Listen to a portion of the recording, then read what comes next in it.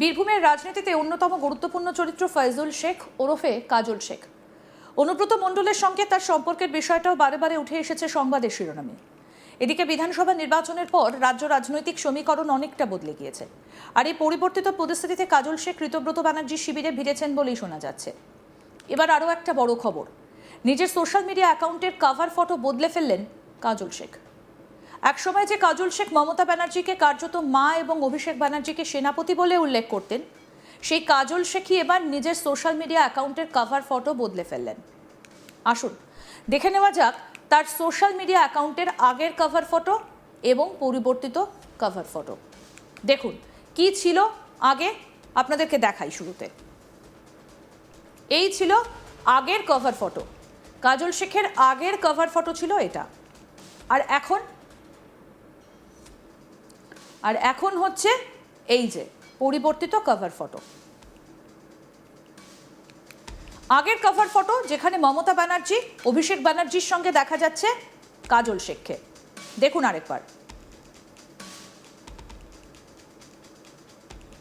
অভিষেক ব্যানার্জি, মমতা ব্যানার্জি, তাদের সঙ্গে দেখা যাচ্ছে কাজল শেখকে।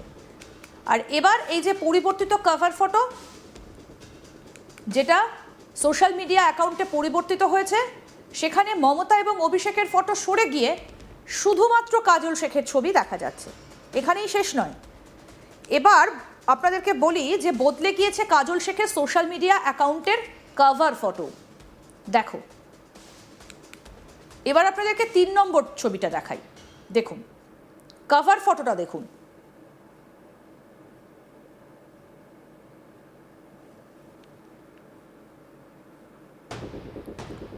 দেখালাম আপনাদের যে কভার ফটো বদলে গিয়েছে। এটা হচ্ছে কাজল শেখের আরও একটা পরিবর্তিত কভার ফটো।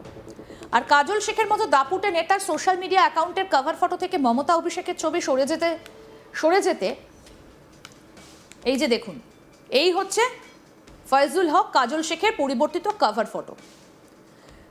মমতা অভিষেকের ছবি সরে যাওয়াকে কেন্দ্র করে খুব স্বাভাবিকভাবেই শোরগোল পড়ে গিয়েছে রাজনৈতিক মহলে। এবার শুনে নেওয়া যাক কি বক্তব্য বিজেপির তরফ থেকে, কি প্রতিক্রিয়া উঠে আসছে, কি বলছেন বিজেপি নেতা উদয় শঙ্কর ব্যানার্জি। শুনবো। এদের কোনো জাত নেই, কোনো ধর্ম নেই, তো স্বাভাবিকভাবে সময় সময় এদের মাও পাল্টায়, বাবাও পাল্টায়।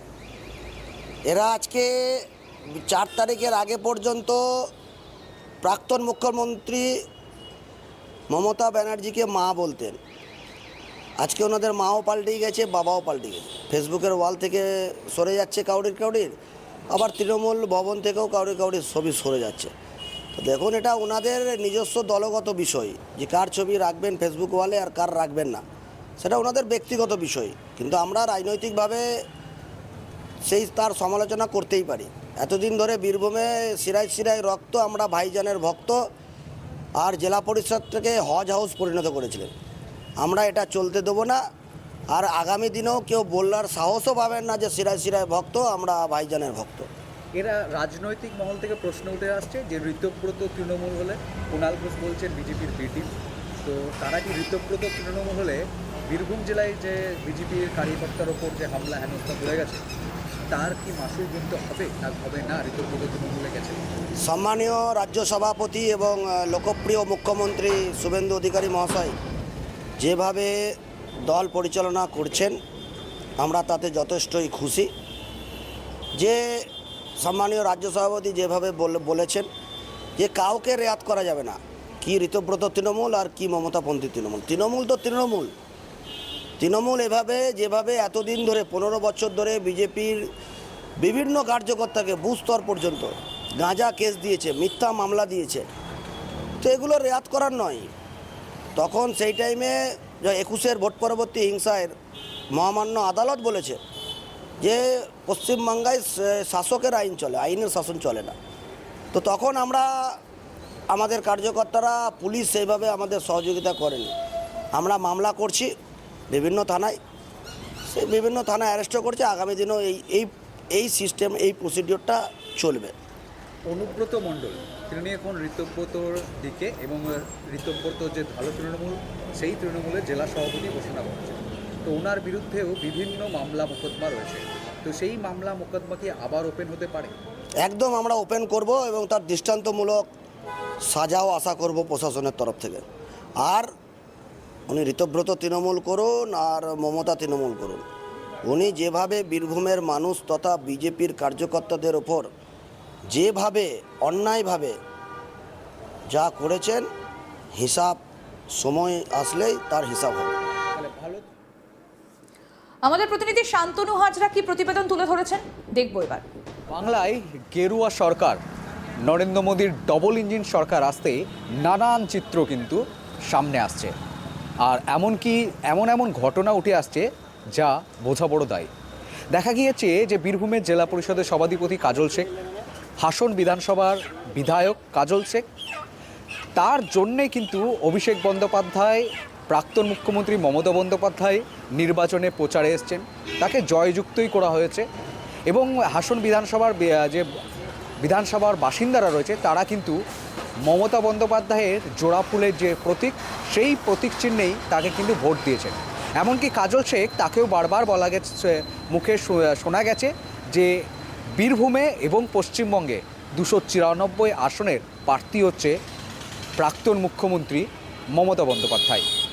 তো রীতিমতোই সেই কাজল শেখ, যার প্রশংসা সর্বদাই করতেন, তার যে সোশ্যাল মিডিয়ার যে page, official page, verify account, Facebook page, সেই পেজে থেকে এবার কিন্তু কভার ফটো সরিয়ে ফেলেন।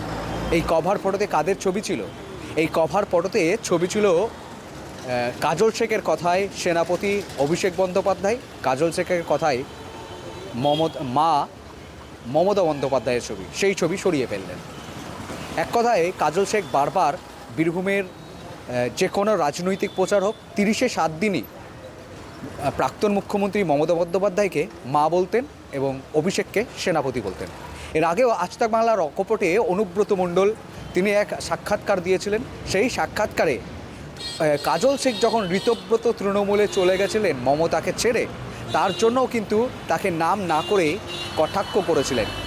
অন্যদিকে দেখা গেল যে এই কাজল শেখের বিরুদ্ধেও কিন্তু যে ভালো তৃণমূল বা ঋতব্রত তৃণমূলে যাওয়ার জন্য তার বিরুদ্ধে যে বিজেপি কোনো হস্তক্ষেপ করবে না, তা কিন্তু স্পষ্ট জানিয়ে দিল বিজেপি জেলা সভাপতি। তিনি বলছেন যে ঋতব্রত তৃণমূলে যাক বা ভালো তৃণমূলে যাক, তৃণমূলের কেউই ভালো নয়, আর ভালো তৃণমূল বলেও কিছু নেই। তারা কিন্তু তাদেরকে বিরোধী হিসাবেই দেখবে এবং তাদের বিরুদ্ধে তারা বীরভূমের রাজনীতিতে যেভাবে অন্যায় অত্যাচার করেছে, ভারতীয় জনতা পার্টির কর্মীদের যেভাবে মারধর করেছে, সেইগুলোর কিন্তু হিসাব নিকেশ হবে, এমনটা কিন্তু জানিয়েছেন। অন্যদিকে দেখা যাচ্ছে যে বীরভূমের জেলা পরিষদের সভাধিপতি কাজল শেখ, তাকে এ বিষয়ে ফোন করা হলে তিনি কিন্তু এ বিষয়ে কোনো সদার্থক উত্তর দিতে পারেননি। তবে 4ই মে 2026 সকাল 10টায় কাজল শেখের একটি বক্তব্য আস্তাককে দেওয়া সাক্ষাৎকার, সেই সাক্ষাৎকারের ইন্টারভিউটা শুনলে স্পষ্ট বোঝা যাবে যে 4ই মে 10টাতেও কাজল শেখের কণ্ঠে প্রাক্তন মুখ্যমন্ত্রীকে মা বলা এবং 294 আসনের প্রার্থী মমতা বন্দ্যোপাধ্যায়, সেইটা কিন্তু এখনও রয়েছে, বা সেই ছবি, সেই মন্তব্য কিন্তু রয়েছে। তো এক কথা বলা যেতেই পারে যে কাজল শেখ যে প্রাক্তন মুখ্যমন্ত্রীকে বারংবার মা বলেছেন, অভিষেককে সেনাপতি, তাদের ছবি এবার সরিয়ে দিলেন। রাজনৈতিক মহল, বাম, কংগ্রেস, তাদের দাবি যে নিজের পিঠ বাঁচাতেই ঠেলায় পড়েছে, তাই গাছে উঠতে হবে, তাই ঋতব্রত তৃণমূলের দিকে তারা ঝুঁকে পড়েছে।